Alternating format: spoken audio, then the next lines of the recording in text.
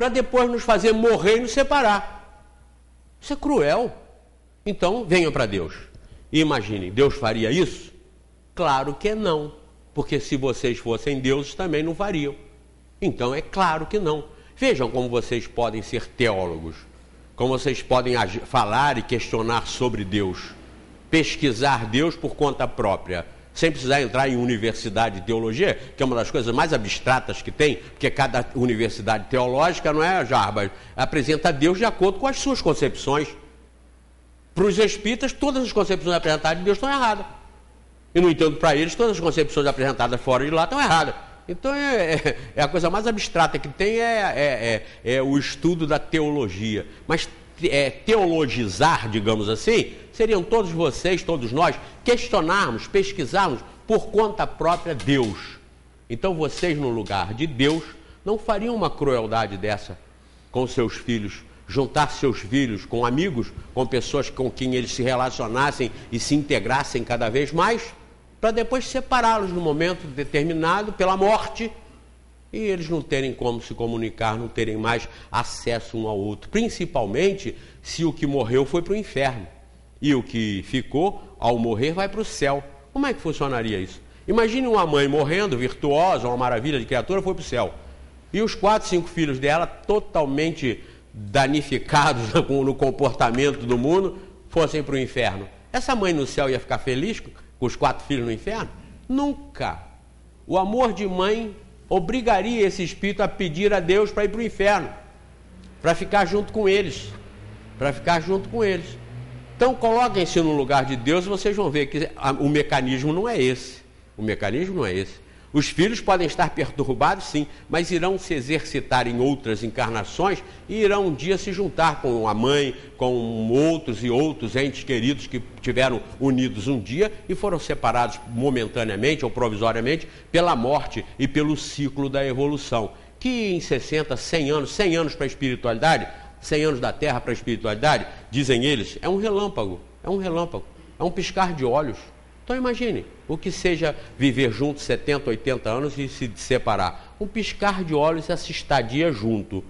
Porém, nessa separação, os que ficam se comunicam com os que vão. Nós sonhamos com nossos entes queridos, nós os abraçamos, nós os beijamos, nós mantemos contatos e relações com eles de afeto, de carinho, e somos consolados e confortados por isso. Por isso que uma das coisas mais certas para a morte, seja ela de quem for, é o tempo.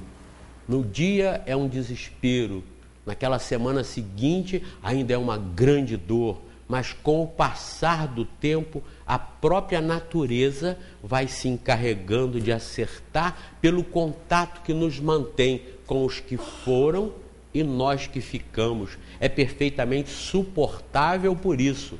Observem. Então nós não precisamos ter medo da morte e nem da separação, porque a morte não somos nós quem determinamos. Somos nós que dizemos quando é que vai morrer o nosso pai, a nossa mãe, ou o nosso filho vai dizer quando nós vamos deixar o corpo. Não.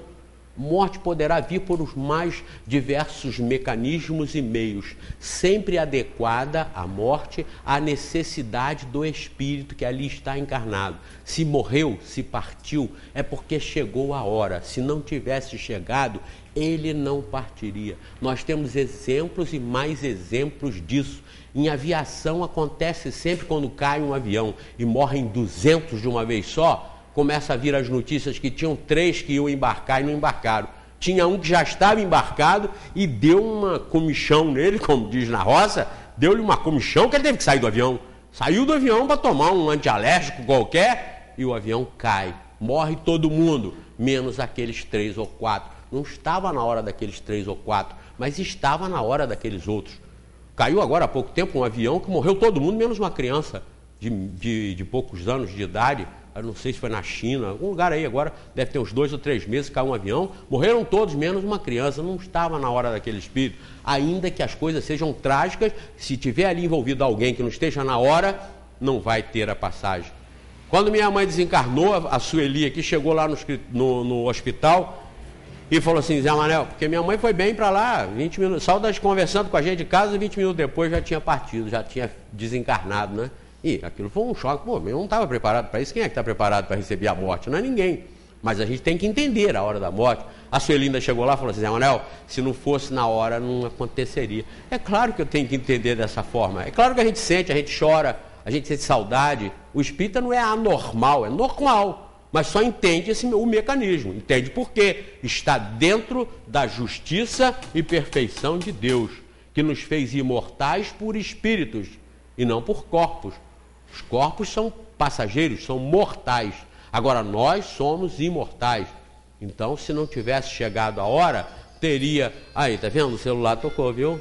Oh, que coisa. Nada. Você esqueceu de desligar, como eu esqueci de desligar. Aliás, eu às vezes nem esqueço para dar o exemplo. Então, é assim. Nós somos da vida normais. Nós somos pessoas normais. Isso é um exemplo de que nós somos pessoas normais.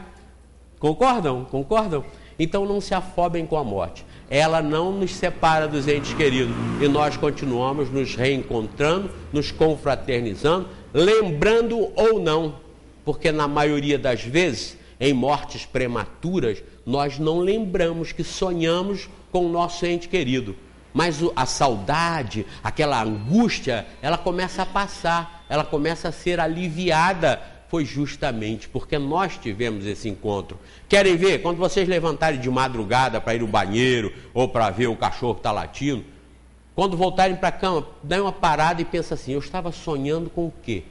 Comecem a pensar, comecem a buscar. Vocês vão ver que estavam sonhando com coisas que jamais vocês iriam lembrar se o cachorro não tivesse latido ou se vocês não tivessem levantado para fazer alguma coisa. Vocês não iriam lembrar, mas vocês estavam agindo, vocês estavam em atividade como espíritos libertos do corpo parcialmente, porque o sono nos liberta parcialmente. Durante o sono do corpo, nós estamos emancipados, mais como espírito do que como espírito encarnado, mais como espírito desencarnado do que como encarnado. Então nós ingressamos nesse mundo espiritual, nessa dimensão, e nos confraternizamos, nos contactamos e fazemos contato com os nossos entes queridos. A criança que fica perguntando como é o outro lado e depois desencarna, já sabe ou sente que vai morrer? Até pode ser por uma coisa ou por outra. Pergunta porque pressente ou pergunta para testar, porque pode estar na dúvida, porque acaba de vir de lá.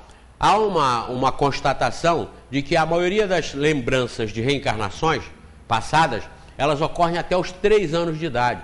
Todas as pesquisas se concentram e têm muito sucesso quando elas são feitas em crianças que lembram até os 3 anos de idade. Isso porque esses espíritos estão recentemente chegados.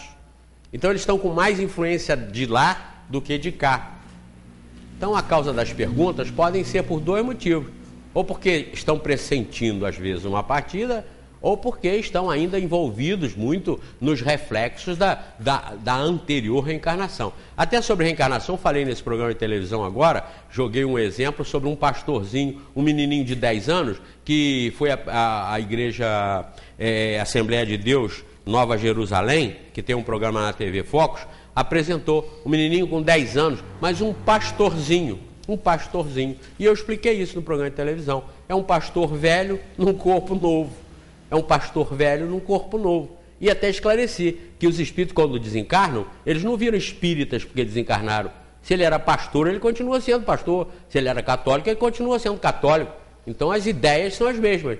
E ele voltou com essa reminiscência, com todo esse potencial desse missionário, dessa tarefa dele, de divulgar a Bíblia, de divulgar o Evangelho. É um pastorzinho, velho num corpinho novo. E quem assistiu pode constatar isso. O menino fala com a fluidez, e transmitindo mensagens de coração, mensagens boas. Mensagem boa é mensagem boa. Um bom conselho, dizia São Tiago, não importa de onde venha, mesmo que venha Dom Bosco. Um bom conselho, ainda que venha do diabo, deva ser aceito. Isso quem dizia era Dom Bosco, porque um bom conselho é um bom conselho. Então uma boa pregação é uma boa pregação. Eu vejo pastores, eu vejo pregadores aí de uma série de doutrinas, de religiões, ou até políticos, dando excelentes ensinamentos, passando excelentes informações. É isso que nós temos que ter, a possibilidade e a capacidade de analisar. Nós não temos que ser radical e fechado. O Espiritismo não nos remete à fé cega, volto a dizer. O Espiritismo nos abre para o conhecimento de todas as coisas. E se são boas, por que não praticá-las? Por que não fazê-las? Não importa de onde elas venham, porque bondade e verdade é uma coisa só, de uma única fonte, que é Deus. Nós é que distorcemos as interpretações da verdade e da bondade. O honesto, a honestidade é honestidade. Não tem honestidade católica, protestante, budista, muçulmana, hinduísta. Não. Honestidade é honestidade. Ou é ou não é. Então o religioso tem que ser honesto, independentemente do seu rótulo. São os rótulos que normalmente nos diferenciam e criam os problemas das divisões que nós temos no planeta em nome de Deus. Bom, recentemente, assistindo um programa de TV, a pessoa entrevistada disse que tive um problema amoroso muito sério. No entanto, ao ir a um centro espírita, a médium me disse para assistir a 5 palestras, depois que passassem por 3 sessões de desobsessão e após fizesse um trabalho de apometria. Pergunto, este procedimento é correto? Por que 5 palestras e 3 sessões? E o que é apometria? E por que apometria? Estes trabalhos realmente resolvem o problema do entrevistado? Olha, primeiro não é o centro espírita. O centro espírita não recomenda número X disso ou número X daquilo. Em espiritismo não tem isso. O espiritismo não tem ritual, não tem liturgia, não tem hierarquia sacerdotal, religiosa, não tem símbolos, não tem coisíssima nenhuma disso. O espiritismo é o ensino do espírito, que somos nós, a ser livres para entender Deus e as regras de Deus, independentemente da matéria, independentemente dos números, independentemente da quantidade, mas dependente da qualidade. Se você fizer uma boa oração, que é uma boa oração? É uma oração com o sentimento e com a sinceridade do seu ser, vale mais do que você rezar 500 determinadas rezas. Então, o que importa é a qualidade, não a quantidade. E esses números normalmente são místicos. São 7, são 3 ou são 5. Por que 5? Porque talvez a estrela de 5 pontas. Por que 6? Talvez por causa da estrela de Davi. Por que 7? Por que 81? Porque é o cubo de 9. E por que 66, 660? São números que a comunidade convencionou e se atribuiu a esses números uma determinada correlação com os acontecimentos ou com os destinos das próprias pessoas ou das próprias nações. Então, não é, aqui disse bem, uma médium, mas determinou-se que, pela formalidade da indicação, não é médium espírita. E é bom que vocês sempre lembrem que mediunidade é um fator biológico, é um fator orgânico, independente da religião. Existe muito mais médiuns não espíritas do que médiuns espíritas.